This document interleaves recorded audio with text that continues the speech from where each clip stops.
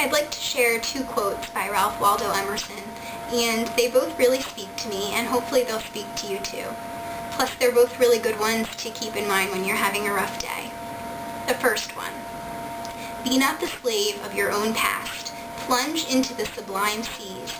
Dive deep and swim far, so you shall come back with self-respect, with new power, with an advanced experience that shall explain and overlook the old.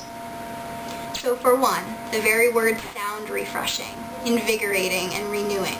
The first part is the most important. Be not the slave of your own past. How many of us are right now being the slaves of our own pasts? What will it take to break that cycle, to change that thinking, to move forward? Ask yourself that. It's simple yet difficult. Dive into life. Live. Go for it. Persevere. Revel in what's around you. And then, as Emerson tells us, we'll be renewed. We will have self-respect and new power. Who doesn't want that? Doesn't it sound beautiful? Miraculous even? Yet it can be accomplished. And then, when we have that new outlook, we'll be able to figure out the past the best way we can, and we'll be able and ready to move on.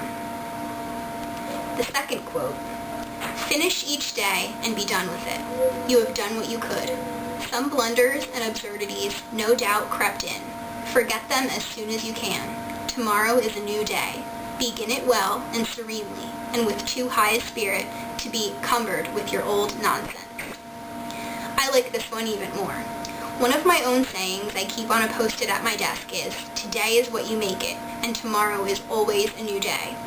This quote by Emerson seems to me to go hand in hand with that mentality. Instead of beating yourself up for mistakes you made or setbacks that may have happened, instead of berating yourself for being the way you are, and instead of worrying over what happened in the course of the day, finish each day and be done with it. There is no better advice than that. As Emerson says, you have done what you could.